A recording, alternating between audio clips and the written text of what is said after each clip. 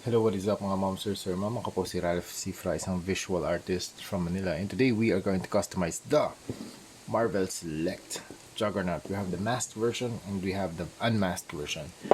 Thank you very much, Sir Throttle Fee, for this awesome action figures. Grabe, sobrang ganda ni Juggernaut.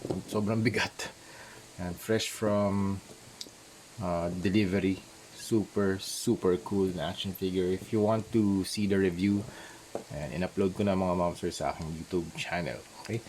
So, first, ang gagawin natin dito ay, actually nag-research na ako kung paano siya gagawin. Thank you for the idea, Sir Throttle P. Ang gagawin natin dito ay Fear Itself na Juggernaut. So, Juggernaut version dun sa Fear Itself na comic book storyline. Okay. So, let's mask the figure using blue tack. Ito muna. Yan, blue tack muna gagamitin natin. Sa iyo kung mapintahan yung face niya. Okay, so yan, ganyan muna. I-align lang natin yung face, tapos lalagyan ko ng blue tack dito sa ilalim, tsaka dito sa mga butas. Tapos dito naman, imamask ko tong buong face niya. Tapos everything will be black.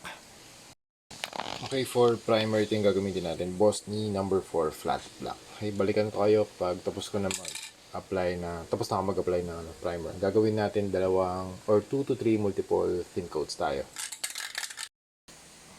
Okay, we are done with the primer face. Medyo malaki to si Juggernaut, so medyo naubos yung spray can natin. Pero ayos lang, super satisfying makita si Juggernaut na flat black, so we can paint over the whole action figure. So, ang gagamitin natin for dry brushing ay Vallejo Metal Color Steel 77.712 Acero. Para sa concept ng dry brushing, ito yung flat top brush. Load it 100% from the palette. Yan. Kung ito 100%, tatanggalin natin most of the paint. Ang tatanggalin natin around 85%. Ang matitira na lang dito ay 15% na lang.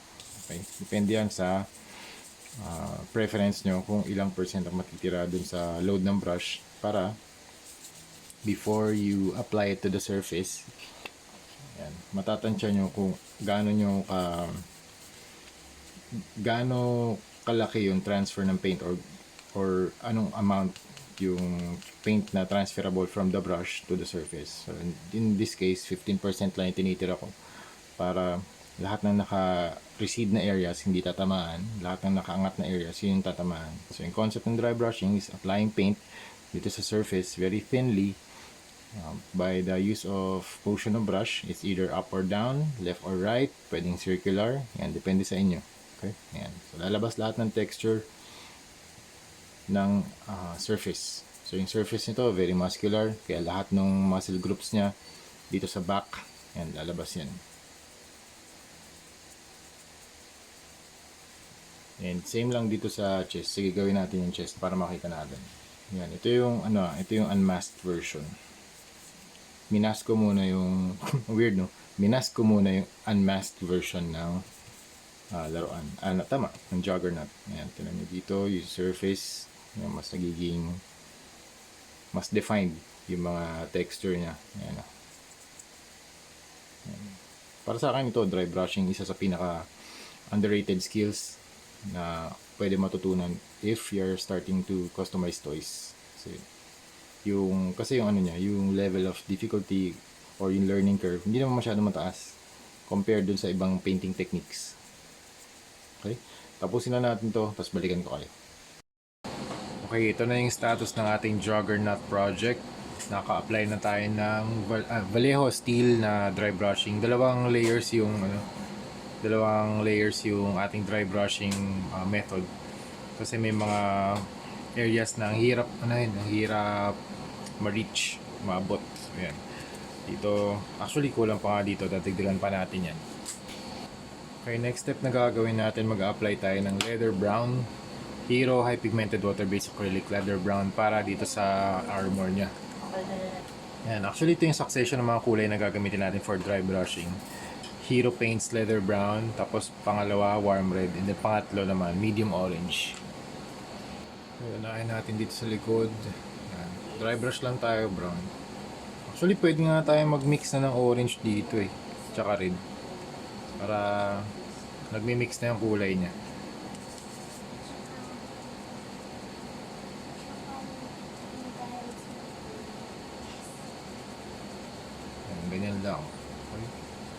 Hindi naman kailangan base coat. Ayan. So red and brown pala mix natin. Not worrying about the details. Ayan, pero usually brown yung kanyang suit. Tapos mag-add tayo ng layer of reds for the highlights. Tapos yung yung next layer of highlight can be orange. Okay, pwede rin tayo mag-add ng traffic yellow para sa additional highlights natin. Pwede tayo mag-add dito sa legs. Ayan. Don't worry about kung saan i-apply yung mga highlights or shadows. Just go with the flow. Itong dry brush, very low, lang naman to, low difficulty. Kaya you can apply the paint. Actually, hayaan nyo yung brush na gumawa ng ng job niya. Okay? Kasi lahat naman ng areas na nakaangat, yun lang yung mapipinturahan. Lahat ng areas na nakalubog, hindi na niya mapipinturahan. So let the paint do the job, let the paintbrush do the job. Huwag na kayo masyadong mag-isip kung saan yung highlights, saan yung shadows. Yan, don't overthink. Just apply. Okay? Okay, next step, gamit tayo ng Hero Water-Based Acrylic Primer Matte White para dun sa mga details ng lines. Okay, para sa line art natin, gumagamit ako ng round brush from artsmoto.ph yun sa Shopee. Apat nito, parang 25 pesos lang. So, super affordable. Maglagay lang tayo ng paint dito. Okay. Mas detailed na yung ginagawa natin ngayon kaysa dun sa kanina na puro dry brush. Ito. Pero okay lang kung hindi masyadong straight kasi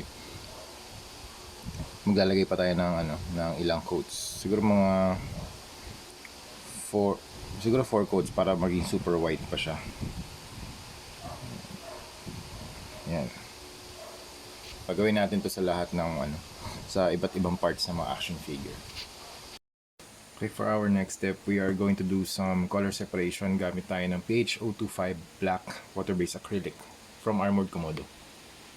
Alright, wash lang yung gagawin natin Since na-divide na natin yung mga areas using the lines, alam na natin kung saan tayo maglalagay ng wash. So dito, in this case, ito yung foot niya. Lagyan natin ng black wash. Masyadong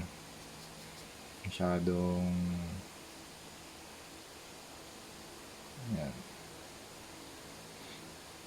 Pag masyado matubig, pwede kayong maglagay ng konting paint. Ayan.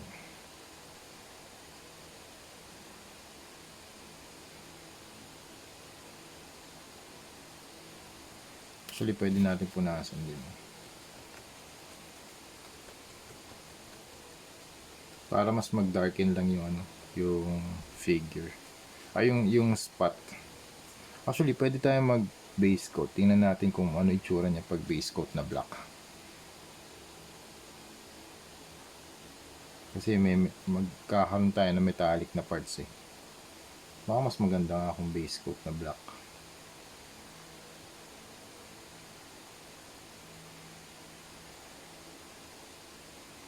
Para magkaroon talaga ng separation.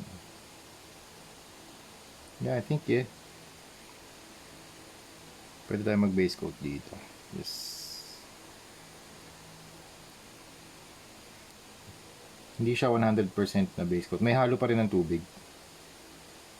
Yan. Hindi siya pure paint. Para kita pa rin yung ilalim.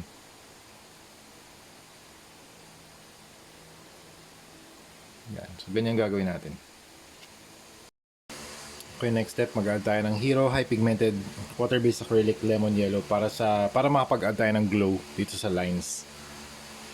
Okay, I recommend na medyo matubig yung yung solution para mag-flow dito sa surface ulit. Yan. Kahit mag-extend okay lang. Kasi ang effect nga niya dapat mag-glow Yan. Extend natin dito. Yan, extend. Magiging guide natin yung ginawa natin mga lines kanina. Yan. Tapos ang next step naman dito, mag-overlay ulit tayo ng white para mukha talaga siyang nag-glow. Kahit extend nyo lang, okay lang. Pero pag natutuyo na yung brush, okay lang na kunwari na parang ida-dry brush nyo lang yung ano, yung method. Kasi ito parang mas wash eh. Glaze, parang glazing ginagawa natin dito eh. Yan. Ayun, meron pa pala dito. And after nyan, patuloy lang natin. Tapos mag-overlay tayo ng white.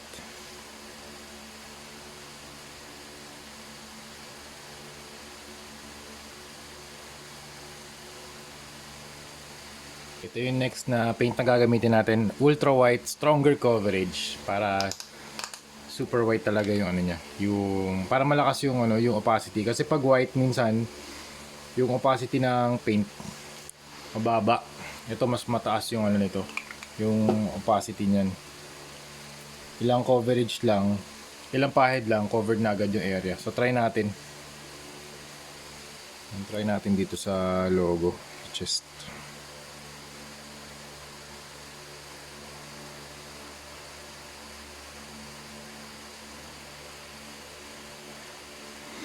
Siguro mangyayari nito baka 2 to 3 coats pa bago maging super white to.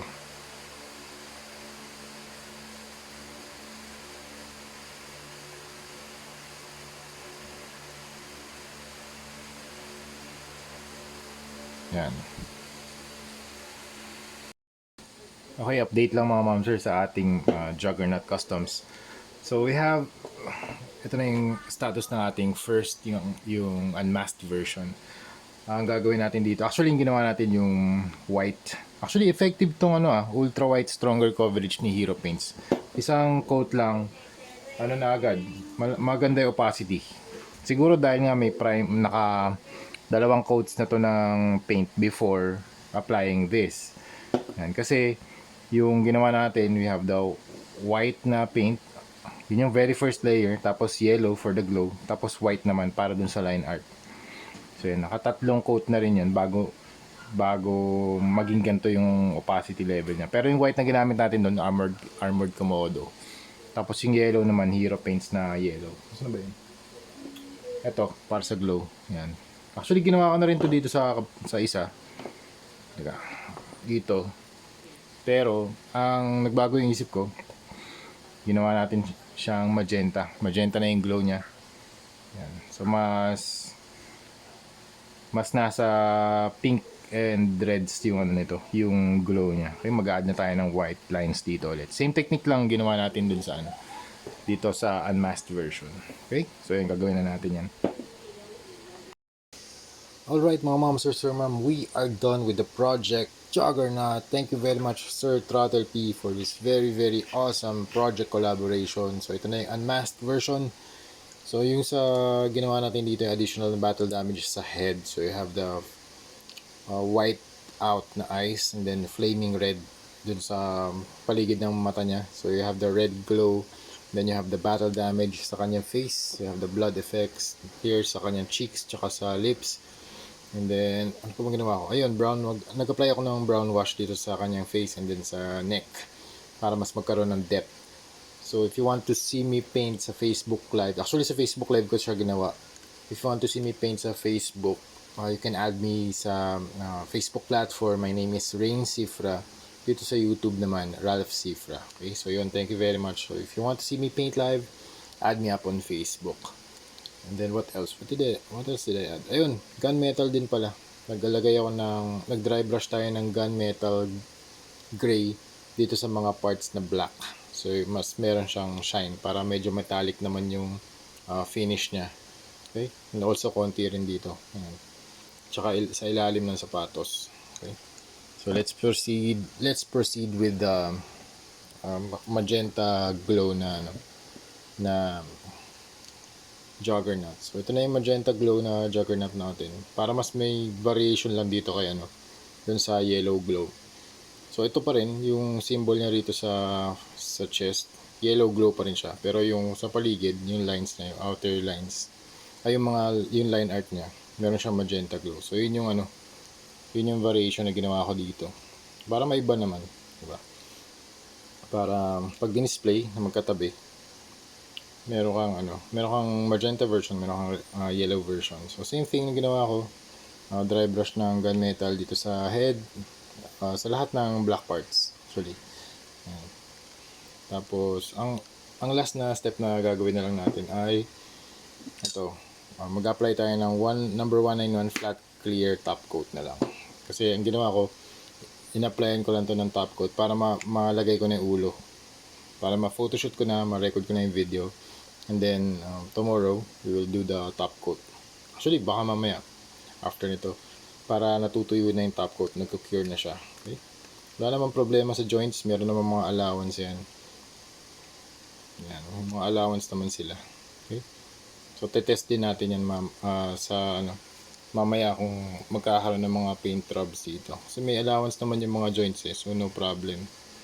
Okay? Dito wala namang articulation.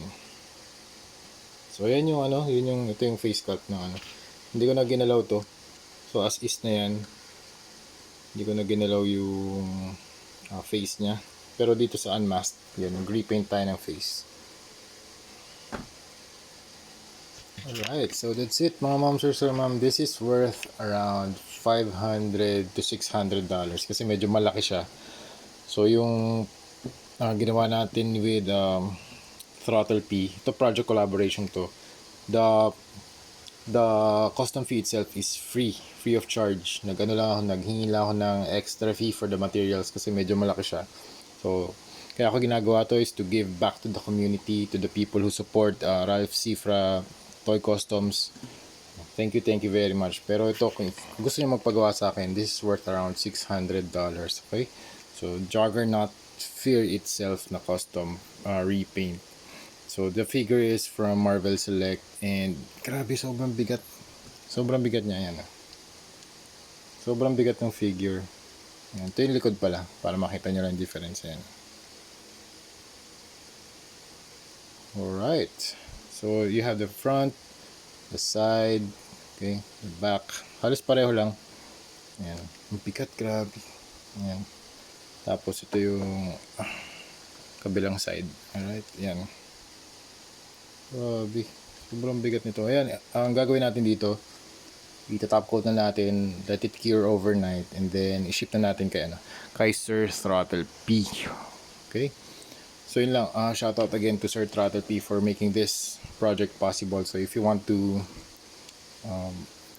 Juggernaut to look like this, yan, send lang kayo ng DM sa akin, okay? This is worth around $300 each, so $300, $600, okay? So yun, this is a $600 project, kaya thank you very much Sir Throttle P and project collaboration namin, and next natin kay Sir Justin Duerme of Just a Poptograph. Okay, so yun. Thank you very much for watching. See you sa next video. Bye-bye.